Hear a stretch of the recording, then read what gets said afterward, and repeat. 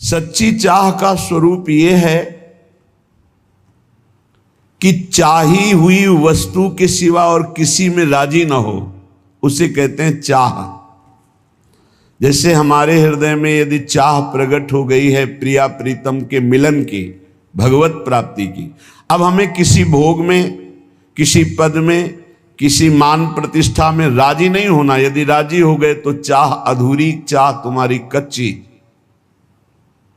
देखो इसमें जरा अपने को इस कसौटी में कसो।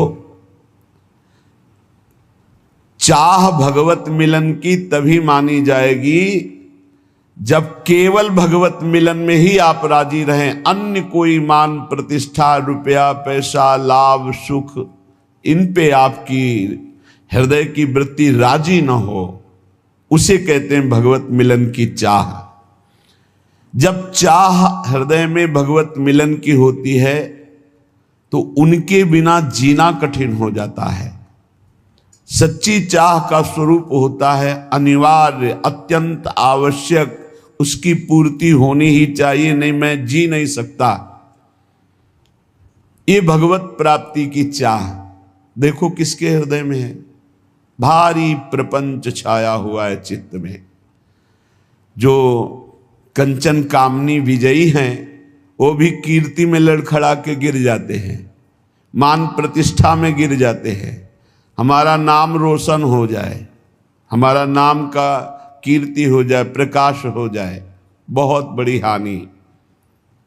इस स्वाप्निक जगत में अपनी यश कीर्ति चाहना मानो भगवान की चाह को मिटाने का पूरा रास्ता जो तय करके आए, उससे आपके जीवन में चाह प्रकट हुई, आपने नष्ट कर दिया। मान कीर्ति प्रतिष्ठा कोई भी चाह ना रह जाए। अनिवार्य अब जीवन का एक ही विषय है कि भर नेत्र प्रभु को देख लूं। उस एक परमात्मा के सिवा, प्रभु के सिवा, प्रियालाल के सिवा कहीं कोई वस्तु, व्यक्ति, स्थान में हमारा मन राजी ना हो तो माना जाएगा कि भगवत प्राप्ति की चाह उत्पन्न हुई है। पहले हमको अन्य चाहें नष्ट करनी होंगी। जब प्रेमी अपने प्रीतम इष्ट देव के बिना जीना मुश्किल हो रहा है, अब नहीं जी सकता, प्राण निकल जाएंगे यदि नहीं मिलेंगे, तो इष्ट देव को विवश होकर अव्यक्त से व्यक्त होना पड़ता है। वो हैं यही, पर वो विवश तब होंगे जब जीना मुश्किल हो जाएगा। मदन टेर में एक संत रहते थे जो बाह्य नेत्रों से रहित थे, जिसे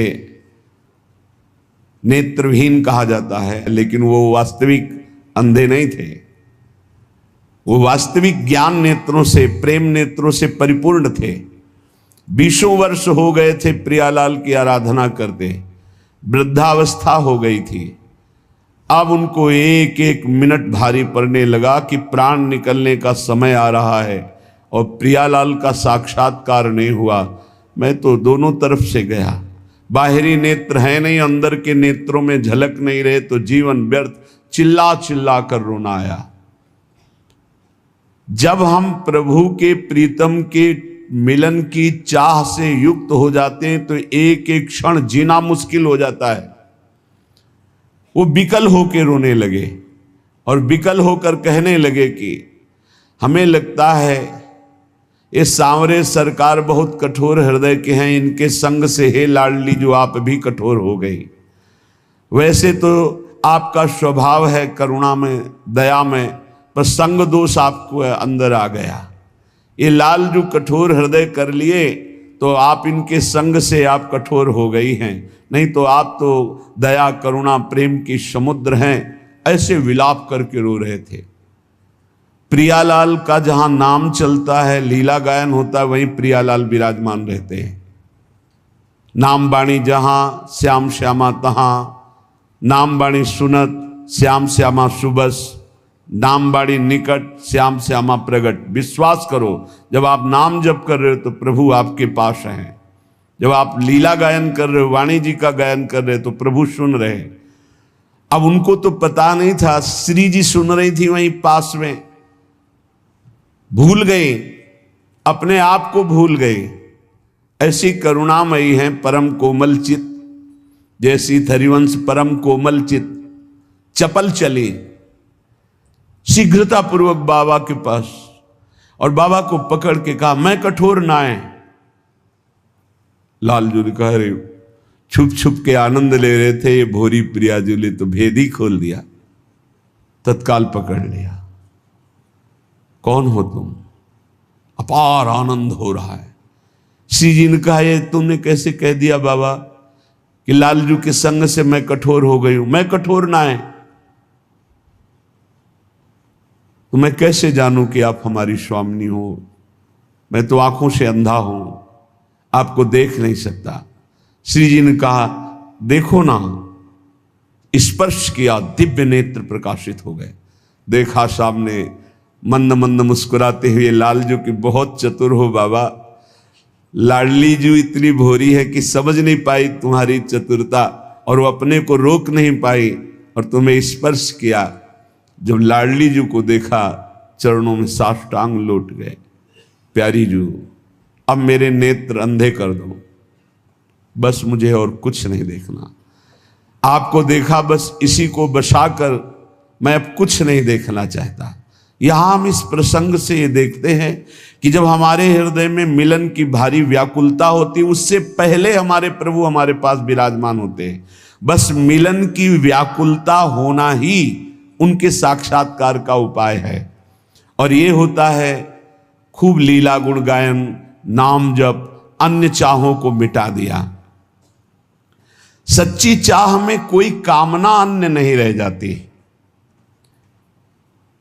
यदि हमें प्रभु से कुछ चाहिए तो अभी प्रभु के दर्शन की चाह नहीं है। प्रभु से कुछ चाहिए, अनुकूलता चाहिए, समस्या हट जाए, विपत्ति हट जाए, शरीर स्वस्थ हो जाए, कुछ भी चाहिए तो अभी प्रभु के दर्शन की लालसा प्रबल नहीं हुई है। जब कुछ लेने की लालसा ना हो और वो दे तो भी लेने की लालसा ना हो, हाँ, कैसे जैसे छोटा बालक रोने लगा, अब मां ने खिलौने भेजे, वो खिलौने में भी नहीं राजी हुआ, फिर भी रो रहा है। मां ने किसी और को भेजा, फिर भी राजी नहीं हुआ, तब मां अपनी गोद में ले लेती।